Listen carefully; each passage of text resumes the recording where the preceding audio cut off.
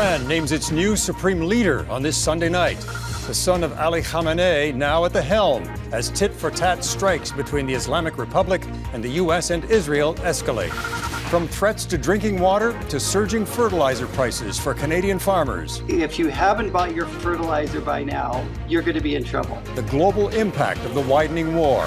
Plus, the Prime Minister calls 3 spring by-elections, why all eyes are on one vital Quebec riding as the Liberals near a majority. And the uphill battle for women in politics. What I hear more is, who does she think she is? What does she think she's wearing? The struggle and the hope for more representation in public office on this International Women's Day.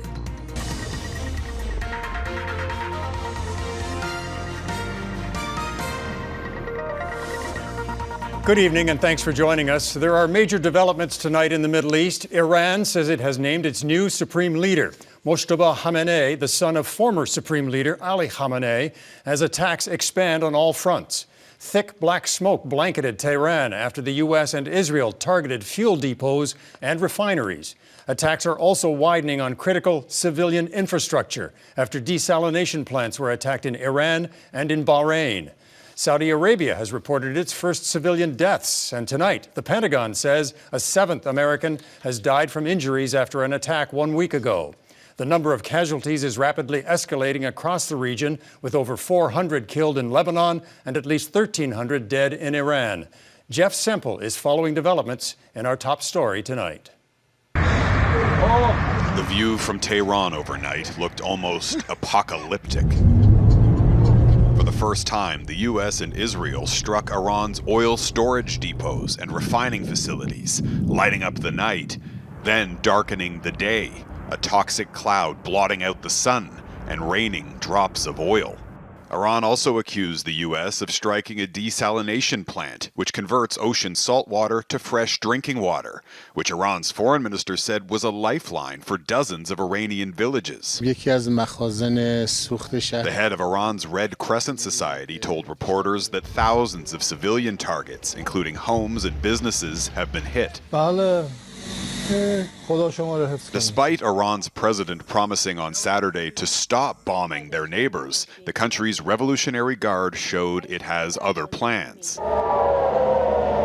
Launching another wave of attacks across the region, setting fire to this government building in Kuwait and killing 2 people in Saudi Arabia, the first victims in the kingdom since the war began. One of the countries hardest hit by Iran is neighboring Iraq. An Iranian ballistic missile destroyed this office near Erbil, in Iraq's Kurdish region, killing 1 and injuring several others. Iraqi Kurdistan have become yet another front line in this escalating crisis with Iran, particularly after reports in the last few days that the Americans and the Israelis are trying to convince Kurdish fighters here in Iraq to join their fight in Iran. The Kurds, an ethnic group of more than 30 million scattered across the Middle East, have long fought for their own autonomous state, and many here in Iraq would jump at the chance to march into Iran to help defend their fellow Kurds and perhaps even finally establish a state. Do you want to go and join the fight in Iran? Yes, with all my heart, this Kurdish soldier says. We have been suffering many years from the Iranian regime, their treatment and oppression of the Kurdish people. We want freedom, he says. President Trump said last week he loved the idea of the Kurds providing boots on the ground in Iran. But this weekend, he suddenly changed his tune. They're willing to go in, but I've told them I don't want them to go in. Senior Kurdish sources say they declined the president's request because they did not receive sufficient guarantees on autonomy. And Trump either refused to give them or Turkey intervened because Turkey has long warned that if there is an autonomous Kurdish region in Iran, then they would attack. In recent decades, the Kurds have partnered with the U.S. to overthrow other regimes and defeat the so-called Islamic State. Each time, Kurds say the Americans failed to deliver on their promises. We have bad memories. They have sacrificed us before, says this Kurdish woman whose home was destroyed in a strike. We need the Americans' air support and their political support. Iran has just announced its new supreme leader, Mojtaba Khamenei, the son of the former Ayatollah. The 55-year-old is another hardliner who's expected to escalate the war to avenge his father. President Trump had previously said he wouldn't work with Mojtaba. Trump says the new supreme leader won't last long without his support. Eric?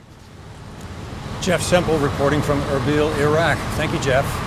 There is some diplomacy happening. French President Emmanuel Macron spoke with Iran's president by phone today. He says he told Masoud Pezeshkian to immediately cease Iranian strikes against countries in the region and that a diplomatic solution is more necessary than ever. Today, desalination plants became a new target. Both Iran and Bahrain say their facilities have been hit. Candice Cole looks at what this could mean for the water supply that everyday Iranians and many people in neighboring Gulf states depend on to live. As the U.S., Israel, and Iran continue to exchange airstrikes, concern is now growing over the impact to the region's water supply. Hundreds of desalination plants in the Gulf now vulnerable as potential targets in this week-long war with no immediate end in sight. This could be devastating for the population in all of the Gulf countries. Sunday, Bahrain accused Iran of hitting one of its desalination plants after Iran's foreign minister on Saturday accused the United States of damaging one of its plants on Qeshm Island in the Strait of Hormuz, cutting into the water supply to 30 villages. Although experts are skeptical. I've yet to see verification. I'm not trying to dispute the claim, but we really don't know very much about what's happening on the ground there. The U.S. has claimed no knowledge of the strike. I know nothing about a desalination plant. Desalination is the process of removing the salt in seawater and is critical to life in the Middle East. 90% of Kuwait's drinking water, over 85% of Oman's, and nearly 70% of Saudi Arabia's drinking water is dependent on those facilities. This conflict highlights the need for building, structuring resilience into our water systems overall, and particularly these systems in the Gulf countries that are so dependent on desalinated water. If attacks on desalination plants, many of which are built next to power plants, continue to rise, it could potentially create a precarious situation for other Gulf countries. They only have, for the most part, a few days of reserve supply that could make up an interruption. In addition to airstrikes, experts say cyber attacks could also be used to target the water supply. Candice Cole, Global News, Washington. Ottawa says it has been in touch with just over 5,000 Canadians who want to leave the Middle East. More flights and buses today are taking people out of the region to safer destinations. Global Affairs Canada says over the last few days, just over 350 Canadians have been booked on flights out of Beirut and Dubai. Another 101 have left Qatar and Israel by bus. And just over 30 Canadians have made it out of Iran at pedestrian land crossings. Police in Norway say an explosion at the U.S. Embassy in Oslo may have been an act of terrorism. No one was injured in the early morning blast. The embassy sustained minor damage. There is heightened security for U.S. embassies and consulates around the world. In the Persian Gulf, multiple American diplomatic buildings have been targeted by Iranian strikes. Authorities in Norway are not ruling out an attack, but say the investigation is in its early stages. Prime Minister Mark Carney has called by-elections in 2 Toronto ridings and 1 Montreal area riding for April 13th. The outcome could give the Liberal minority government a razor-thin majority.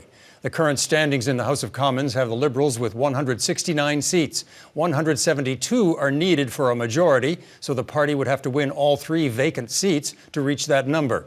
As Gillian Piper reports, 1 riding in particular could be a very close race. After visiting Terrebonne last month, the Prime Minister has now set a by-election date for one of the tightest federal ridings that will likely determine the government's political future. Voters will head to the polls on April 13th to determine 2 Toronto seats and 1 just outside of Montreal.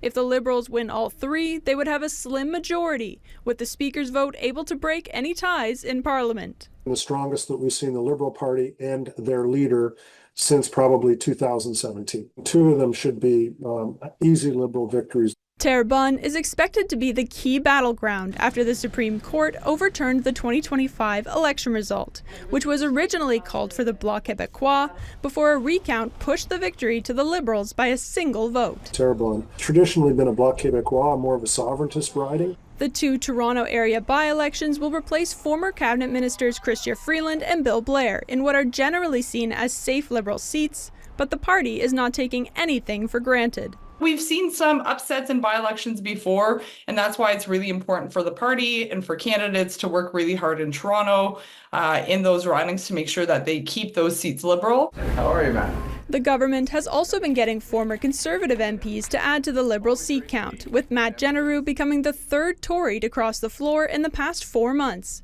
Yet the Conservatives have continued helping the Liberals fast-track some legislation in Parliament, dampening rumours of a potential spring election. Going ahead with some by-elections suggesting that would suggest that there's less of a possibility of that.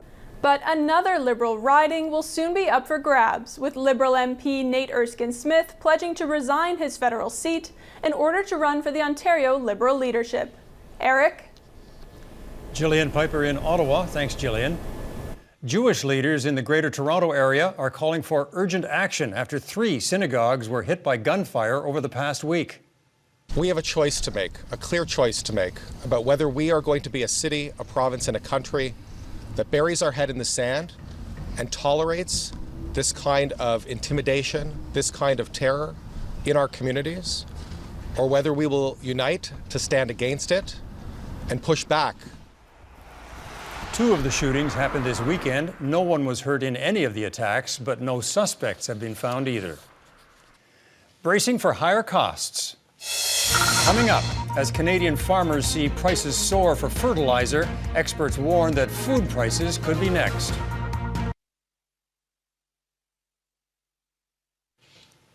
The war in Iran has already caused a big jump in gas prices, and experts warn that groceries could soon follow. The Middle East exports about 30% of the world's fertilizer, meaning farmers are seeing prices surge just as planting season is set to begin. Heather Yorick's West looks at the potential impact for food producers and how long before consumers could see prices climb. With another growing season just weeks away, southern Alberta farmers are anxious to get seeds in the ground. We usually start the first or second week of April. So we like to be go time by April 10th to the 15th for wheat and peas and lentils. Grain farmer Philip Romley is thankful the fertilizer he'll need for the spring is already in storage, with prices of key fertilizer components jumping as much as 30%. If you haven't bought your fertilizer by now, because we're within a month of go time, you're going to be in trouble. That's because the Strait of Hormuz, surrounded by Iran, Oman, and the United Arab Emirates, is a critical choke point for not only the transportation of oil and gas, but more than a third of the world's chemical fertilizer components as well. Typically pre-buy in July or August, as we've done in the past for quite a while now.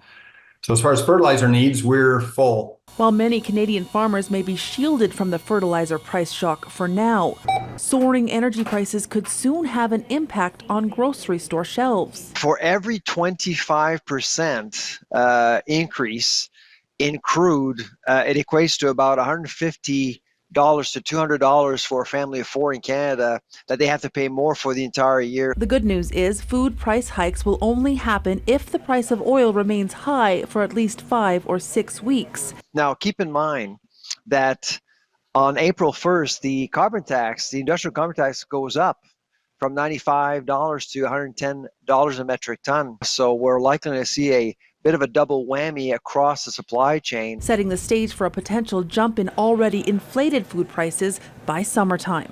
Heather Yorick's West Global News, Calgary. In Nepal, a rapper turned politician, Balendra Shah, is set to become the country's prime minister after a landslide victory in elections this week. The 35-year-old, who's also served as Kathmandu's mayor, joined thousands of supporters celebrating in the streets. His party overwhelmingly won 122 of 165 seats, with possibly more as final results are counted. Shah rode on a wave of Gen Z support after violent youth protests against corruption toppled the government and forced the prime minister's resignation last year. Ahead, a tariff on tourism, why some hotspots in Europe are making visitors pay.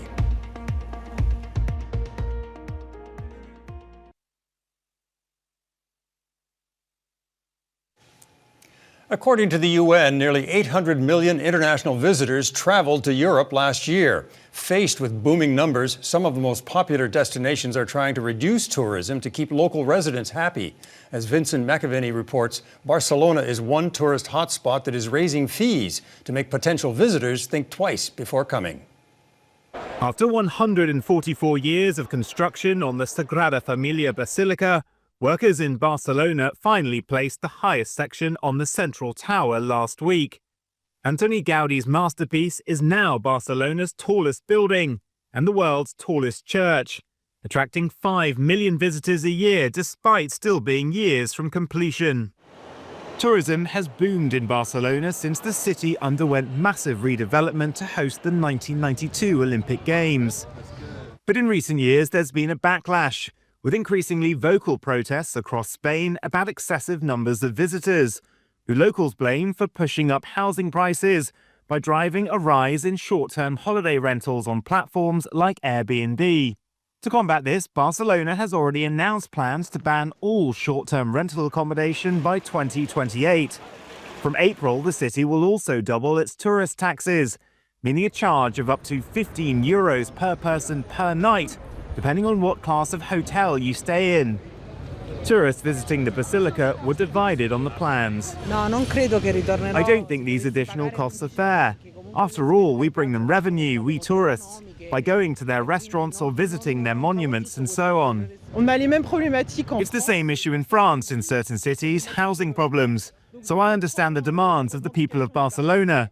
Then again, €15 per day per person can also be expensive for tourists. Barcelona isn't alone in taxing tourists. Venice is increasing its day tripper fee. Edinburgh is introducing a 5% per night tax on the cost of hotels and accommodation. And after a successful pilot last summer, Greece will charge cruise passengers up to €20 to disembark on its most popular islands. Barcelona hotel owners may have benefited from the crackdown on short rental accommodation, but many are concerned if visitor taxes are raised too high, it may drive away many of the almost 16 million visitors to the city each year. Vincent McAvenny, Global News, London. Paving the way for change. Next, how these local leaders navigate the challenges of political life in the hopes of inspiring more women to follow them.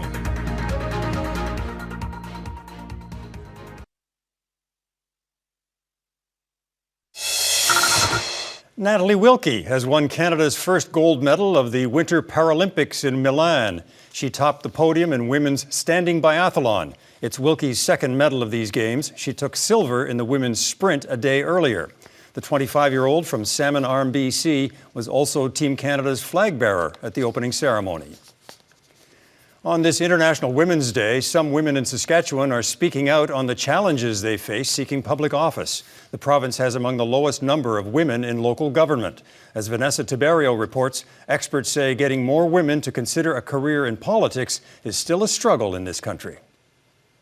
Comments about her appearance, degrading remarks. For Regina councillor Sarah Turnbull, it's part of the job, taking to Facebook to share her experiences ahead of International Women's Day. Feedback I receive the most often has nothing to do with my policy, has nothing to do with parking meters or playgrounds or accessibility. What I hear more is, who does she think she is? What does she think she's wearing? What color is her hair? But Turnbull isn't alone, especially as more women slowly step into municipal roles. Saskatoon Mayor Cynthia Block is the city's first female mayor and remembers comments she received when running. I can't remember the context, but they were basically saying that I shouldn't be the mayor because I'm not married. There was a lot of dunking by other people after that, not the least of which was the explanation that my husband passed away. So, advocates say harassment against women in local government continues to rise post-COVID, deterring them from entering and staying in those spaces. Without creating safe spaces for women who are bringing great perspective, lived experience, a unique outlook, and perspective, as I say, in policy development. We risk not having that voice at all. This a concern across the country, where around 1 in 3 municipal elected officials are women and 1 in 5 are mayors.